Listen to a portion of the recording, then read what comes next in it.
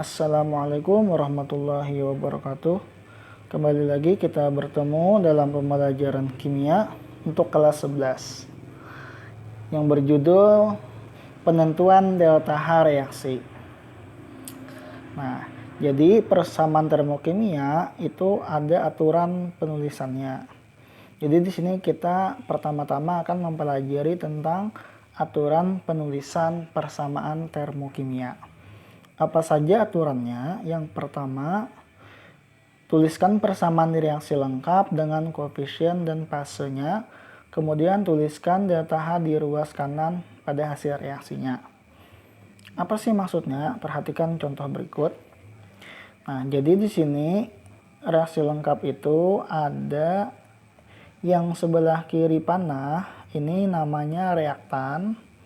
Dan yang sebelah kanannya yaitu hasil atau produknya. Persamaan reaksi lengkap dengan koefisien.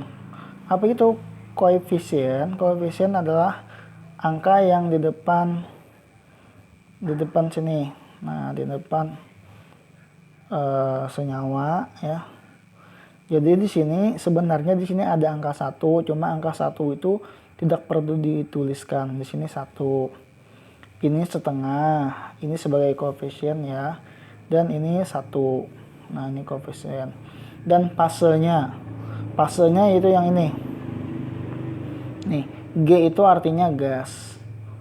Ada G, nanti ada L, itu liquid, ada AQ, itu aqueous, dan ada S, itu solid ya. Nah, kemudian tuliskan delta H. Delta H-nya ini, delta H. Ini namanya entalpi ya, delta H. Itu di ruas kanan sebagai pada hasil reaksi di sini. Jadi inilah persamaan reaksi termokimia. Beda dengan persamaan reaksi biasa. Kalau persamaan reaksi biasa itu sampai sini aja, tidak ada delta H-nya. Nah, itu ya. Oke, selanjutnya aturan yang kedua, untuk reaksi eksoterm nilai delta H itu negatif.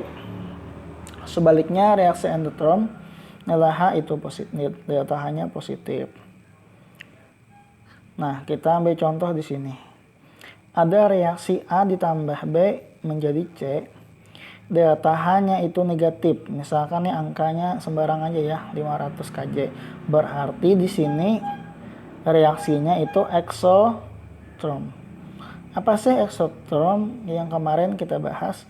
Itu pelepasan atau pembebasan kalor. Berarti eksotherm ini nanti menghasilkan panas ya. Berarti dari sistem ke lingkungan.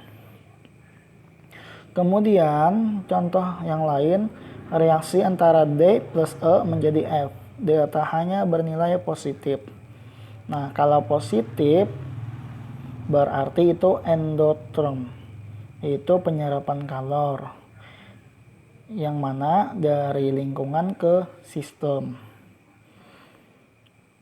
Nah, kita lihat contoh yang tadi, delta H-nya itu negatif, berarti reaksi ini eksotherm, artinya pembebasan kalor ya, seperti itu.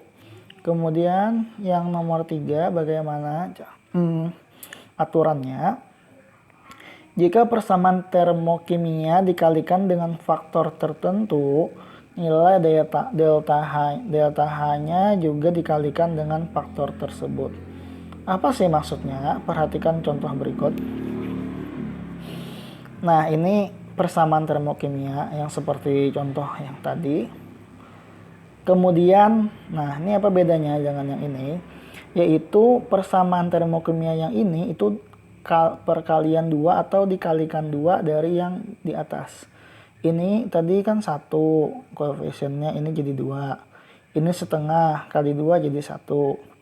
Ini 1 kali 2 jadi 2. Maka secara otomatis nilai delta H-nya juga dikalikan 2. Jadi min 241,8 itu dikali 2 menjadi min 483,6. Nah, ini berarti ini 4, berarti ini 1, berarti ini dikali 4 ya. Setengah kali 4 jadi 2, 1 kali 4 jadi 4. Sehingga delta H-nya juga 4 kali lipat dari ini. Nah, bisa dipahami ya. Jika dikalikan faktor tertentu, misalkan ini dikalikan 2 semua, maka delta H-nya juga ikut kali 2. Jika kali 4, maka delta H-nya juga ikut kali 4. Oke, aturan yang keempat. Jika persamaan kimia arahnya dibalikkan, nilai delta H akan berubah tanda. Bagaimana contohnya? Nah, ini yang contoh yang awal tadi, H2 plus setengah ini menjadi ini. Ini delta H-nya negatif ya. Nah, sekarang persamaan reaksinya dibalik. Nah ya, yang awalnya di sini sebagai reaktan H2 plus setengah O2 dan produknya H2O, kalau kita balik reaktannya H2O dan produknya H2 plus setengah O2, maka delta H-nya akan berubah ya. Yang awalnya negatif menjadi positif. Begitupun sebaliknya nanti kalau ini kita balik, maka juga akan delta H-nya akan berubah tanda. Itu ya, ada 4 aturan penamaan persamaan termokimia. Nah, ini ada contoh bagaimana sih memahami maksud dari persamaan termokimia. Ini H2 tambah setengah O2 menjadi H2O ini. Apa sih maksud dari persamaan ini? Nah, jadi gini maksudnya. Pada pembentukan 1 mol H2O, ini H2O ya, ini pembentukan. Artinya kalau di sini nih bereaksi, kalau di sini hasil atau yang dibentuknya. Nah, ini pembentukan 1 mol. Nah, dalam termokimia 1 mol itu berdasarkan koefisien ya. Kalau koefisiennya 2 di sini berarti 2 mol. Kalau 10 di sini berarti 10 mol dan seterusnya. Dari gas hidrogen dan gas oksigen. Ini hidrogen dan oksigen. Ini hidrogen. Nah, disebutnya gas kenapa? Karena di sini fasenya gas. Ini juga gas ya. Dibebaskan. Nah, kenapa ada kata dibebaskan? Karena nilai delta H-nya itu negatif. Dibebaskan energi sebesar yang ini.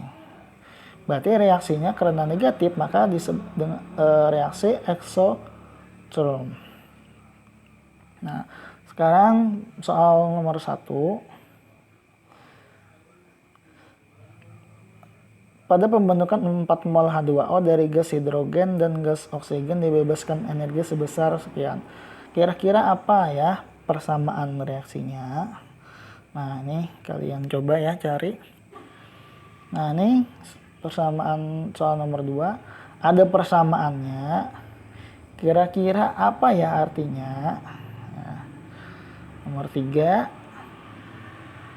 Ada artinya, apa ya persamaannya? Dan nomor 4 ya juga. Jadi ada 4 soal ya. Tolong kalian kerjakan. Ya, mungkin itu saja untuk pertemuan hari ini. Terima kasih. Wassalamualaikum warahmatullahi wabarakatuh.